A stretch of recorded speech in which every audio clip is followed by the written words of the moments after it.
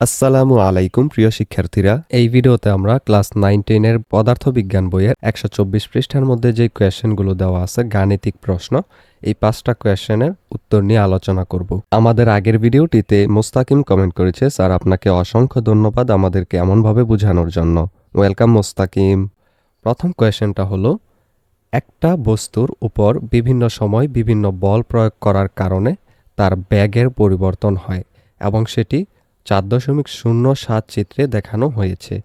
O A B B C এবং CD এর মধ্যে কখন পজিটিভ কাজ, কখন নেগেটিভ কাজ বা কখন শূন্য কাজ করা হয়েছে। চলো আমরা এইটার উত্তরটা দেখে নিই। এখানে আমরা শুরু করব। চিত্রানুসারে 4.07 চিত্রানুসারে ও এ বরাবর ত্বরণ ও বেগ পজিটিভ তথা বল ও সরণের দিক একই, অর্থাৎ এই যে ও এ এই বরাবর কিন্তু একটা ত্বরণ থাকবে, কারণ কি এখানে কিন্তু বেগটা শূন্য থেকে বেড়ে বেড়ে যাচ্ছে। তার মানে এখানে একটা কিন্তু পজিটিভ এবং পজিটিভ একটা কাজ করা হয়েছে এবং এখানে পজিটিভ একটা ত্বরণ থাকবে। এরপর তাই এক্ষেত্রে পজিটিভ কাজ সম্পন্ন হয়েছে। এবিতে বেগ ধ্রুবক, তাই এই বরাবর ত্বরণ তথা বল শূন্য বলে কাজ শূন্য। অর্থাৎ এই যে এখানে কিন্তু ত্বরণ নেই, এখানে সমবেগে যাচ্ছে, এই কারণে এখানে শূন্য হবে। ত্বরণ তথা বল শূন্য, তাই কাজও হবে শূন্য। এরপর বিসি বরাবর বেগ ধনাত্মক, কিন্তু ত্বরণ হলো নেগেটিভ, অর্থাৎ বল ও বেগ তথা সরণের দিক বিপরীত, তাই বিসি বরাবর কাজ হবে নেগেটিভ। অর্থাৎ এখানে বি এর মধ্যে যেহেতু বেগটা কমে যাচ্ছে, তার মানে এখানে কিন্তু ত্বরণটা নেগেটিভ হয়ে যাবে। যেহেতু ত্বরণ নেগেটিভ হবে, তার মানে এখানে কিন্তু কাজটাও নেগেটিভ হয়ে যাবে। এরপর দেখো, সিডি বরাবর বেগ ও ত্বরণ উভয়ই নেগেটিভ, সুতরাং এই বরাবর বল ও সরণ সমমুখী, তাই কাজ হবে পজিটিভ। অর্থাৎ এই যে সি এবং ডি, এখানে কিন্তু যেই ব্যাগটা কিন্তু নেগেটিভ হয়ে যাচ্ছে। 0 থেকে শুরু হয়েছিল, উপরে ছিল তাইলে পজিটিভ, কিন্তু যখন 0-র নিচে চলে আসছে ব্যাগ, তখন কিন্তু এটা নেগেটিভ হয়ে গেছে এবং এই কারণে ত্বরণও নেগেটিভ হবে। এরপর কিন্তু কাজটা হয়ে যাবে, দুইটাই নেগেটিভ হওয়ার কারণে কাজটা হয়ে যাবে পজিটিভ। এরপর দ্বিতীয় যে কোয়েশ্চেনটা, সেটা হলো 50 কেজি ভরের একটি মেয়ে 10 সেকেন্ডের সিঁড়ি বেয়ে 5 মিটার উপরে উঠেছে। সে কতটুকু কাজ করেছে, তার ক্ষমতা কত? তো মেয়েরটির ভরটা আগে লিখে নেই।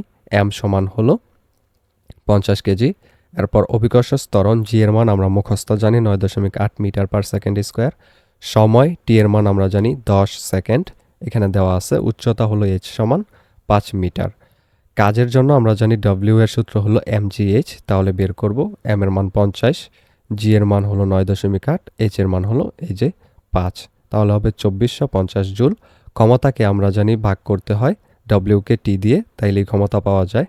এবার ডাব্লিউ এর মান পাইছি 2450, এটাকে আমরা টি দিয়ে ভাগ করব। টি কিন্তু দেওয়া আছে 10 সেকেন্ড, তাহলে আমরা পাবো 245 ওয়াট। এটা হবে এটার অ্যান্সার। এরপর প্রশ্ন 3 হলো, 5 কেজি ভরের একটি স্থির বস্তুর উপর 10 সেকেন্ড একটি বল প্রয়োগ করার পর তার গতিশক্তি হলো 500 জুল। কি পরিমাণ বল প্রয়োগ করা হয়েছিল? এর অ্যান্সারে আমরা লিখব, প্রথমে যেটা দেওয়া আছে সেগুলো লিখে নিই। বস্তুর ভর হলো এম সমান 5 কেজি, এই যে দেওয়া আছে। এরপর গতিশক্তি টি সমান হলো 500 জুল, এই যে এটা দেওয়া আছে। এবং আদিবেগ ইউ সমান হলো 0, কারণ এটা কিন্তু স্থির অবস্থা থেকে শুরু হয়েছে, যে স্থির বস্তুর, এই কারণে আদিবেগ হবে 0। এবার আমাদেরকে যেহেতু বলছে যে কী পরিমাণ বল প্রয়োগ করা হয়েছে, তার মানে এখানে আমরা এফ এর মান বের করতে যাব। তো আগে আমরা এখানে গতিশক্তি যেহেতু দেওয়া আছে, তাই আমরা গতিশক্তির সূত্র থেকে শুরু করব, যাতে আমরা ওইটাতে যেতে পারি। তাহলে টি সমান গতিশক্তি আমরা ধরে নিলাম, টি সমান হলো হাফ এম বি স্কোয়ার, গতিশক্তির সূত্র। এবার এই যে এখানে টি এর মানও আছে, এম এর মানও আছে, কিন্তু আমাদের শেষ বেগ বি এর মান কিন্তু নাই। তাহলে আমরা কি করব, এই বিটা এক পাশে রাইখা বাকি সব ওই পাশে পাঠাই দিব। তাহলে এইখানে যে ভাগ আকারে 2 আছে, ওই পাশে গিয়া গুণ হইয়া যাবে টি এর সাথে, তাহলে হবে 2টা টি। এরপর এইখানে যে এম আছে গুণ আকারে, ওইটা ওই পাশে গিয়ে হবে ভাগ, তাহলে এই যে ভাগ হয়ে গেছে। এবং এইখানে যে স্কোয়ার আছে, ওই পাশে গিয়ে হয়ে যাবে রুট, তাহলে শুধু এই পাশে থাকবে বি, তাহলে বি সমান হইল এইটা। এইবার 2 লিখলাম। টি এর জন্য আমরা 500 জুল যেটা আছে এই যে এটা লিখব, কারণ হলো এই টি এর মান হলো গতিশক্তি 500 জুল, এটা আমরা এখানে উঠিয়ে দিলাম। এরপর এম এর মান 5 কেজি এখানে যেটা দেওয়া আছে। এইবার এই দুটাকে গুণ করে 5 দিয়ে ভাগ করব, এরপর রুট করব, তাহলে হবে 10√2 মিটার পার সেকেন্ড। এখন এর মান এখান থেকে আমরা বার করি, v minus u by t. B এর মান দেওয়া আছে এটা যেটা পাইছি। এরপর ইউ এর মান কিন্তু 0 মিটার পার সেকেন্ড, কারণ হলো আদিবেগ, এটা স্থির অবস্থায় এই কারণে। এরপর এটাকে টি এর মান 10 সেকেন্ড দিয়ে ভাগ করলাম, যেটা দেওয়া ছিল আমাদের এই যে এখানে 10 সেকেন্ড টি এর মান। এবার এটাকে যদি ভাগ করি তাহলে হবে √2 মিটার পার সেকেন্ড স্কোয়ার, এটা হলো ত্বরণের মান। এবার আমরা বলটা বের করতে পারি। বলের সূত্র হলো এফ সমান এম ই। এম এর মান কিন্তু আমাদের আছে 5 কেজি, যেটা দেওয়া আছে এই যে ভর। এরপর এর মান কিন্তু আমরা পাইলাম এখন √2 মিটার পার সেকেন্ড স্কোয়ার, গুণ করলাম তাহলে হবে 5√2 নিউটন বা 7.07 নিউটন, এটাকে ভাঙাইলে গুণ করলে এটা হবে এটার অ্যান্সার। 4 নম্বর কোয়েশ্চেন হলো একটি কপি কলের 4.08 চিত্রের এক পাশে 10 কেজি এবং অন্য পাশে 5 কেজি ভরের দুটি বস্তুকে ঠিক 5 মিটার উপরে স্থির অবস্থায় ধরে রাখা হয়েছে। তুমি বস্তু দুটিকে ছেড়ে দিলে তখন 10 কেজি ভরটি নিচের দিকে এবং 5 কেজি ভরটি উপরের দিকে উঠতে শুরু করবে। যখন 10 কেজি ভরটি 1 মিটার নিচে এবং 5 কেজি ভরটি 1 মিটার উপরে উঠেছে তখন ভর দুটির বেগ কত? এবার চলো আমরা এটার উত্তরটাও দেখে নিই। এখানে প্রথম বস্তুর ভরটা কিন্তু দেওয়া আছে 10 কেজি আর দ্বিতীয় বস্তুটা দেওয়া আছে 5 কেজি। তাহলে M1 M2 দিয়ে এই দুইটা আগে লিখে নিলাম।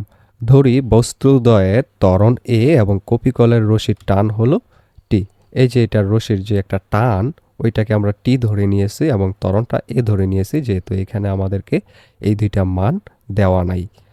এরপর ধরি বস্তুদ্বয়ের ত্বরণ এ এবং কপিকলের রশির টান টি, তাইলে এটার শর্তানুসারে M1G মাইনাস টি সমান হবে M1A। এই যে M1 ইন্টু জি, এরপর এটা থেকে আমরা টানটা বাদ দিলে এটার মান হবে এটার বলের সমান, অর্থাৎ M এর সমান। এরপর M2 ভর যেটা ওইটার ক্ষেত্রে টি থেকে আবার রশির টান থেকে যদি আমরা M2 ইন্টু জি এটা বাদ দিই তাহলে হবে M2A, অর্থাৎ ওইটার বলের সমান। এবার 1 এবং 2কে আমরা যোগ করব। এই 1 2 যদি যোগ করি তাহলে দেখো কি হয়। এইখান থেকে এই যে মাইনাসটি আর এখানে প্লাস আকারে টি আছে, এই দুইটা বাদ হয়ে যাবে। তাহলে M1G মাইনাস M2G থাকবে। এই যে এখানে M1G মাইনাস M2G, এরপর এই পাশে M1A minus M1A plus M2A হবে, যেহেতু যোগ করা হয়েছে তাই। এইবার দেখো এই পাশে যেটা ছিল এই যে M1A প্লাস M2A, এখান থেকে এ কমন নিলে থাকবে M1 প্লাস M2। তাহলে এটা শুধু এই পাশে রাইখা M1 প্লাস M2 ওই পাশে ভাগ করে দিলাম, এই যে এই পাশে ভাগ হয়ে গেল। আর উপরে এখানে দেখো দোনো জায়গায় জি আছে, তাইলে জি কমন নিব, তাহলে থাকবে শুধু M1 মাইনাস M2। এইবার M1 এবং M2 এর মান বসাই দিলাম 10 এবং 5। এরপর এখানে জি এর মান 9.8, এখানে আবার M1 এবং M2 এর মান 10 এবং 5 বসাইলাম। এবার যোগ বিয়োগ গুণ ভাগ করলে হবে 3.27 মিটার পার সেকেন্ড স্কোয়ার। তাইলে এবার আমরা কিন্তু বের করতে পারি নির্ণয় বেগ সমান হবে v সমান √2s। কিভাবে? কারণ আমরা জানি হলো v স্কোয়ার সমান u স্কোয়ার প্লাস 2as, এটা হলো সূত্র। তোমরা অবশ্যই তৃতীয় অধ্যায়ে বা দ্বিতীয় অধ্যায়ের মধ্যে কিন্তু দেখে আসছো। তো এইখানে যেহেতু স্থির অবস্থানে ছিল এই কারণে ইউ এর মান বাদ হয়ে যাবে, তাহলে থাকবে শুধু ভি স্কোয়ার সমান 2as। এখানের স্কোয়ারটা ওই পাশে গিয়ে রুট হয়ে যাবে, তাহলে হবে ভি সমান √2as। এইবার 2 এর সাথে এ এর মান আমরা বসাইলাম এইটা, এরপর এস এর মান যেটা দেওয়া আছে 1 মিটার সেটা আমরা এখানে বসিয়ে দিলাম, কারণ এখানে আমাদেরকে কিন্তু 1 মিটার বলে দেওয়া আছে যে 1 মিটার উপরে ওঠার পর। এরপর এই দুইটাকে গুণ করে রুট করব, তাহলে হবে 2.56 মিটার পার সেকেন্ড। অতএব যখন 10 কেজি ভরটি 1 মিটার নিচে এবং 5 কেজি ভরটি 1 মিটার উপরে উঠেছে তখন ভর দুটির বেগ হলো 2.56 মিটার পার সেকেন্ড। এরপর 5 নম্বর কোয়েশ্চেন, 100 মিটার উপর থেকে 5 কেজি ভরের একটি বস্তু ছেড়ে দেওয়া হয়েছে। কোন উচ্চতায় বস্তুটির গতিশক্তি তার বিভব শক্তির দ্বিগুণ হবে? এর উত্তরে আমরা শুরু করব এইভাবে। এখানে উচ্চতা হলো h সমান 100 মিটার এইটা, ভর m সমান 5 কেজি দেওয়া আছে এইটা, এবং যেহেতু ত্বরণ আমরা জানি উপর থেকে নিচে গেলে 9.8 ধরে নিতে হয়, যদি না দেয়া থাকে তাহলে এটা আমরা ধরে নিলাম। এবার ধরি ভূমি থেকে x উচ্চতায় গিয়ে গতিশক্তি তার বিভব শক্তির দ্বিগুণ হবে। তাহলে এটা আমরা ধরে নিব, কারণ এখানে তো দেওয়া নাই। এই অবস্থানে বস্তুটির ব্যাগ v হলে শর্ত অনুযায়ী হবে হাফ অফ mv স্কোয়ার সমান 2 mgx। কেন? কারণ কিন্তু বলছে আমাদেরকে গতিশক্তি তার বিভব শক্তির দ্বিগুণ হবে। খেয়াল রাখতে হবে, যেইটার দ্বিগুণ হবে ওইটার সাথে 2 গুণ দিতে হবে। যেহেতু বলছে বিভব শক্তির দ্বিগুণ, তাইলে এই যে বিভব শক্তির সূত্র mgx, এটার সাথে আমরা কিন্তু 2 গুণ করছি। এইবার এইখানে যেই হাফ ছিল ওই হাফটা ওই পাশে নিয়ে গুণ করে দেবো, 2টা এই পাশে ভাগাকারে, তাই ওই পাশে গিয়ে হবে এই যে গুণ হয়ে গেছে 2। এবং এইখানে দেখো 1 তো এটার সাথে গুণ হইলে mv ওই হয়ে যাবে। এরপর এইখানে যেই mটা ছিল, এইখানে mটা ছিল, এই দুইটা কাটা হয়ে গিয়ে থাকবে শুধুমাত্র এই পাশে gx, আর এই পাশে থাকবে শুধু v স্কোয়ার। এখানে এটাকে আমরা 1 নম্বর সমীকরণ দিব। এরপর আবার লিখব v স্কোয়ার সমান u square plus 2g h। এখানে যেই এইচটা হবে এটা হবে h মাইনাস এক্স, এবং আদি ব্যাগ যেহেতু 0 তাই এখানে u এর জায়গায় 0 লিখে দিব। এখানে h মাইনাস এক্স হওয়ার কারণ হলো এই যে এখানে যেই এইচটা আছে এইটা থেকে x এর মানটা বাদ দিলে যতটুকু হবে ততটুকু হবে এখানের উচ্চতা। এরপর v স্কোয়ার সমান 2g h মাইনাস এক্স এইটা। এইবার এই যে v স্কোয়ার, এই v স্কোয়ারের মানে কিন্তু আমরা এটাকেও লিখে দিতে পারি। তাহলে আমরা লিখতে পারি হলো এই যে 4, এই যে 2 2 4 এবং gx, এই v স্কোয়ারের জায়গায় এটার জায়গায় আমরা এই যে 4gx লিখে দিলাম, আর এইটাকে আমরা এই পাশে নিয়ে আসলাম। এবার এই যে 2g এর 2g লিখলাম, এরপর h মাইনাস এক্স এর h মাইনাস এক্স লিখলাম, এটার এটা লিখলাম। এরপর এইখানে 4টা gx আছে, এই 4টা gx থেকে এখানে যে gটা আছে, এখানে যে gটা আছে ওইটা কেটে দিব, তাহলে শুধু থাকবে 4টা x।